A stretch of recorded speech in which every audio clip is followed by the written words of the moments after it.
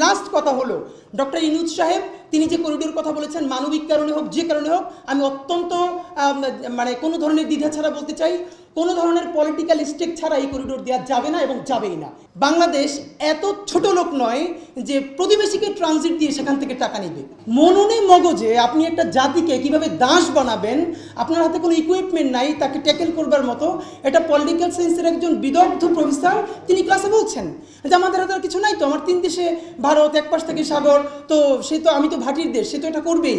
তা আমি বরং রিকোয়েস্ট করে রাখবো যে ঢাকা ইউনিভার্সিটির সোশ্যাল সায়েন্স ফ্যাকাল্টিতে অথবা আরসি মজুমদারে, এরপরে আরও অন্যান্য ইউনিভার্সিটি যেগুলো আছে সেখানে আমার মনে হয় এই আলাপগুলোতে যেমন মাসুম খলিলি ভাই যখন বলছিলেন, উনি বলছিলেন অর্থনৈতিক পার্সপেক্টিভের যায়, এইটা থেকে অন্তত 1 ঘন্টার একটা সিরিজ আলাপ হতে পারে এবং পরবর্তীতে প্রশ্ন উত্তর থাকতে পারে।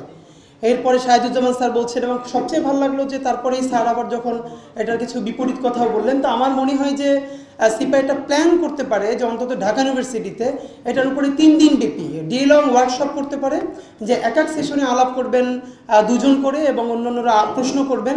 আপনারা জানেন কি না জানি না যে আপনারা এখানে যে পরিমাণ সিরিয়াস আলাপ করছেন, আমাদের ছেলেমেয়েরা মানে যারা এখন 24-25 বছর বয়স, পিএইচডি এমফিল করে নাই, কিন্তু এইরকম ভারী ভারী আলাপ তারা ফেসবুকে করে অনেকে, এবং ফেসবুকে টিকটকে এত বাজে আলাপ লক্ষ লক্ষ ভিউয়ের পরেও এই লেখাগুলো লক্ষ লক্ষ তরুণ পড়ে। এরকম আমরা অনেক তরুণকে চিনি যারা গল্পচ্ছলে জিও পলিটিক্স বলে, জিও পলিটিক্যাল গল্প বলে, এবং হাজার হাজার তরুণ সেখান থেকে ইনসাইট নেয়। সুতরাং আমার ইচ্ছা হলো যে আপনার এই আলাপটাকে একাডেমিয়াতে অন্তত ঢাকা ইউনিভার্সিটি ক্যাম্পাসে নিয়ে গেলে আমার মনে হয় যে আমরা আরও অনেক তরুণকে সেখানে ইনভলভ করতে পারবো। আমরা আজীবন জিওপলিটিক্স যে কোর্সটা পড়েছি বা একদম পলিটিক্যাল সায়েন্সের ফার্স্ট ইয়ার যে কোর্সগুলো পড়েছি, আমাদেরকে বাংলাদেশ শেখানো শুরু হয়েছে বাংলাদেশের ম্যাপ ধরে। অথচ এরপরে আমাদের মাস্টার শেষ করে আমাদের ছাত্ররা, আমাদের বন্ধুরা যখন বিসিএস পড়তে শুরু করে, তখন তারা আন্দাজে প্রশ্ন মুখস্থ করে বাংলাদেশের সাথে 7 সিস্টার্সের কয়টা অঙ্গরাজ্য আছে, অথবা কোনটার আছে কোনটা নাই, সে মুখস্থ করতেছে। অথচ আমি এটুকুন এখন যেটা বুঝি যে কোনোভাবেই বাংলাদেশ থেকে বাংলাদেশ বোঝা যায় না যতক্ষণে সে ইন্ডিয়া না বোঝে। সুতরাং ইন্ডিয়া থেকে বাংলাদেশে এন্ট্রি নেওয়া, কারণ ইন্ডিয়ার মধ্য থেকে ইন্ডিয়ারা খুব মজা করে বলে ইন্ডিয়ানরা যে বা পৃথিবীতে একটা দেশ আছে যেই দেশের ম্যাপ কিনলে আর একটা দেশের ম্যাপ ফ্রি পাওয়া যায়, সেটা হলো ইন্ডিয়ান ম্যাপ, যেটার ম্যাপ কিনলে বাংলাদেশের ম্যাপ ফ্রি পাওয়া যায়, ওরা মজা করে বলে। তো ইন্ডিয়ার মাঝখানে থেকে আমি যদি ইন্ডিয়াকে রিড করতে না পারি, যেমন আমাদেরকে ছোটোবেলা থেকে কী শেখানো হয়েছে যে আমার জিও পলিটিক্যাল উইকনেস এমন, আমার 3 দেশ ঘেঁষা একটা দেশ আর এক পাশে সাগর। দেখেন এই কথাটার মধ্যে বাইবন আমাকে কি ভীষণ দুর্বল বানানো হচ্ছে, যে একটা মহা ক্ষমতাশালী দেশ, আমার 3 দেশে সে একা, আর এক পাশে সাগর, মানে পানিতে ডুবে বরামত ছাড়া আমার উপায় নাই। তো আমি এইবার একটু উল্টো করে আমি একদম একে আমার স্টুডেন্টদেরকে যে 7 সিস্টার্সের কোন অঙ্গরাজ্যগুলো, আমাদের করিডোরটা শিলিগুড়ি করিডোর বা চিকেন নেক করিডোরটা কোন জায়গায়, এই দিকটা কলকাতা, এরপরে পুরো বে অফ বেঙ্গলে আমাদের প্রতিবেশী কারা। তো এইটা স্টুডেন্টদেরকে হোমওয়ার্ক দিয়েছিলাম যে তোমরা নিজেরা ম্যাপটা এঁকে আনলে যেটা হয় তার মগজে একদম ভিতরে ঢুকে যায় সে নিজে আঁকতে থাকলে। পরের ক্লাসে আমি অনেককে হোয়াইট বোর্ডে আঁকতে দিয়েছি যে শুধু আমাদের বাংলাদেশটা প্রতিবেশী সহ আঁকো। অবাক করবার মতো প্রাইভেট ইউনিভার্সিটিতে যারা বিবিএতে পড়ে, ত্রিপলিতে পড়ে, তারা এই ব্যাপারে এত সিরিয়াস হবে আমি ভাবি নাই। 20 থেকে 30টা স্টুডেন্ট তারা বড় আর্ট পেপার এঁকে নিয়ে এসেছে। শিলিগুড়ি করিডোরে কত ইঞ্চি কত কিলোমিটার সেটা হিসাব করে তারা নিয়ে এসেছে। এই শিলিগুড়ি করিডোর থেকে আমরা কিভাবে নেপালকে কানেক্ট করতে পারি, আমরা কিভাবে ভুটানকে কানেক্ট করতে পারি, কেন আমরা চায়নার সাথে সুসম্পর্ক রক্ষা করতে পারি, এ পর্যন্ত তারা সুপারিশ দিচ্ছে। এর মানে এই যে আমাদের তরুণ প্রজন্ম তারা এগুলো শিখছে, এটা তো অত্যন্ত জরুরি। মননে মগজে আপনি একটা জাতিকে কিভাবে দাস বানাবেন, আপনার হাতে কোনো ইকুইপমেন্ট নাই তাকে ট্যাকেল করবার মতো, এটা পলিটিক্যাল সায়েন্সের একজন বিদগ্ধ প্রফেসর তিনি ক্লাসে বলছেন যে আমাদের হাতে কিছু নাই তো, আমার 3 দেশে ভারত, এক পাশ থেকে সাগর, তো সে তো আমি তো ভাটির দেশ, সে তো এটা করবেই।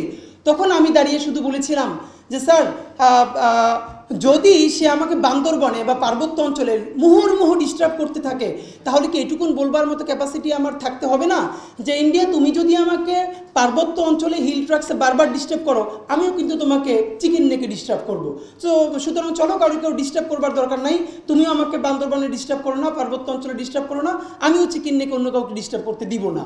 তো এই যে আমরা জানি যে খুবই বাজে কথা, এরপর এটাই তো কথা যে অকিউপাই অর ইউ উইল বি অকিউপাইড। এটা সবচেয়ে ভালো বাংলা যে মানে অন্যের খাইয়ে দেওয়ার ধান্দা করতে হবে, খেয়ে দেই না দেই যে আমি তোমার কিন্তু দৌড়ানি দিতেছি। আমার শত্রু যদি এইটা ফিল না করে তাহলে তো সে আমারই দৌড়ানোর উপরে থাকবে। প্রতিবেশী রাষ্ট্রে, এই জাতিরাষ্ট্রে দুনিয়ায় কেউ তো কারো আলটিমেট বন্ধু আর আলটিমেট শত্রু নাই। ব্যাপার হলো রাষ্ট্র হিসেবে আমার হাতে ওটুকুন কার্ডকে আমি রাখবো না?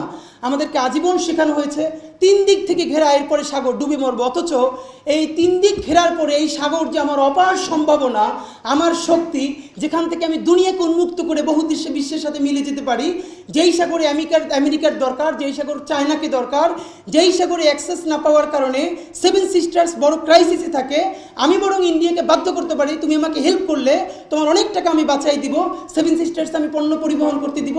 এই স্ট্রেংথই আমাকে কোনোদিন জানতে দেওয়া হয় না। এটা তো আমার পাঠ্য বইতে নাই।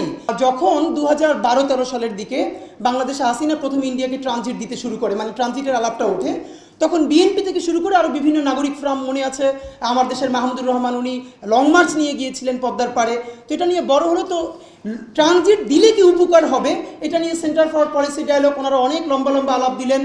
আমার মনে আছে কোট আনকোট আমি একদম ওরকমই বলতে পারবো, সম্ভবত তখন মশিউর রহমান অথবা গওহর রিজভী, দুইজনের একজন অর্থ উপদেষ্টা এবং অন্য একজন সম্ভবত ওনার রাজনৈতিক উপদেষ্টা হাসিনার। তো প্রথমে তারা অ্যাডভোকেসি করতে গিয়ে বলেছিল, আমরা যদি ইন্ডিয়াকে ট্রানজিট দেই, সেই শুধু ট্রানজিটের ফিতে আমরা সিঙ্গাপুর হয়ে যেতে পারবো। এবং মজার ব্যাপার হলো, হ্যাঁ, পৃথিবীতে বহু দেশ ট্রানজিট দিয়েছে এবং সেই ট্রানজিটের ফিতে তারা অনেক ধনী হয়ে গেছে। মানে অবাক করার ব্যাপার, 2 থেকে 3 বছর পর গওহর রিজভী অথবা মশিউর রহমানকে সাংবাদিকরা জিজ্ঞেস করেছেন যে এই যে আমরা ট্রানজিট দিয়েছি ইন্ডিয়াকে, আমরা এখান থেকে কত টাকা পেয়েছি? আপনারা শুনলে হাস্যকর মনে হবে, কোট আনকোট দায়িত্ব নিয়ে বলছি, হি রিপ্লাইড, বাংলাদেশ এত ছোট লোক নয় যে প্রতিবেশীকে ট্রানজিট দিয়ে সেখান থেকে টাকা নিবে। বাংলাদেশ ভারতকে কোনোদিন ট্রানজিট হয়? এটা তো করিডোর। আমরা জানি প্রথম কোনো দেশ দ্বিতীয় দেশের মধ্য থেকে জায়গা নিয়ে তৃতীয় দেশে যদি অবস্থান গ্রহণ করে, ইট ইজ কল্ড ট্রানজিট। যেমন নেপাল যদি ভারতের ভূমি ব্যবহার করে বাংলাদেশে বিদ্যুৎ নিয়ে আসে, এটা ট্রানজিট। বাংলাদেশ যদি ভারত হয়ে ভুটান চলে যেতে পারে, তাহলে মাঝখানের রাষ্ট্রটা ট্রানজিট দিবে ইন্ডিয়া। নেপাল এবং ভুটান গত বছরের পর বছর ধরে ইন্ডিয়ার কাছে ট্রানজিট চাচ্ছে, তারা বাংলাদেশে আসতে চায়, আমাদের চট্টগ্রাম সমুদ্র বন্দর থেকে ফ্যাসিলিটিস নিতে চায়। ইন্ডিয়া দিচ্ছে না, কারণ তার জন্য ক্রাইসিস আছে নাকি সিকিউরিটির। দুই পাশে দুইটা ছোট্ট দেশ, একটা বাংলাদেশ আর একটা নেপাল, সে কি ক্রাইসিস তৈরি করবে? অথচ ইন্ডিয়া বলছে কলকাতা থেকে মাল ঢুকে পুরো বাংলাদেশের বুক চিরে আবার ভারতে, মানে ত্রিপুরায় ঢুকবে। খেয়াল করবেন, ভারত বাংলাদেশের মধ্য থেকে আবার একটা দেশে ঢুকবে, তৃতীয় দেশে না, ভারতের মধ্যে ঢুকবে। এটাকে কোনোদিন ট্রানজিট বলে না, এটাকে বলে করিডোর। অথচ সেইটা শেখ হাসিনা শুধু দিয়েই দিল না, এটা নিয়ে কোনো মানে একাডেমিশিয়ানরা কথা বললো না, এবং ভয়াবহ হলো যে এইটা করিডোর, সেটাকে তারা বারবার ট্রানজিট বললো। অথচ বাংলাদেশ ভারতের মধ্যে হয়ে বাংলাদেশ আবার ভারতে ঢুকবে, এটা তো কোনোভাবে ট্রানজিট না, এটা করিডোর।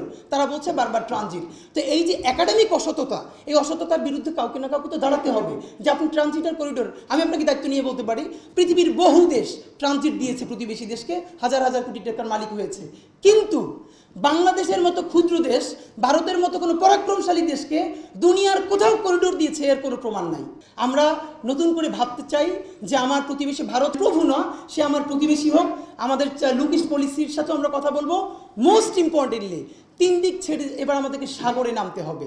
এই সাগর থেকে আমাকে শ্রীলঙ্কা যেতে হবে, মালদ্বীপ যেতে হবে, সিঙ্গাপুর যেতে হবে, ইন্দোনেশিয়া যেতে হবে। স্যার বলেছেন আসিয়ান একটা অনেক লম্বা সিরিজ, এটাকে চেষ্টা চালাতে হবে। না হলেও গ্রুপ 3 হোক, গ্রুপ 4 হোক, সেটা আমাদেরকে চেষ্টা চালাতে হবে। লাস্ট কথা হলো, ডক্টর ইউনূস সাহেব তিনি যে করিডোর কথা বলেছেন, মানবিক কারণে হোক, যে কারণে হোক, আমি অত্যন্ত মানে কোনো ধরনের দ্বিধা ছাড়া বলতে চাই, কোনো ধরনের পলিটিক্যাল স্টেক ছাড়া এই করিডোর দেওয়া যাবে না এবং যাবেই না। এর কারণ ডক্টর ইউনূস সাহেবের সাথে আর 10 জন আছেন, তাদের বাংলাদেশের জনগণের সাথে কোনো দায়বদ্ধতা নাই।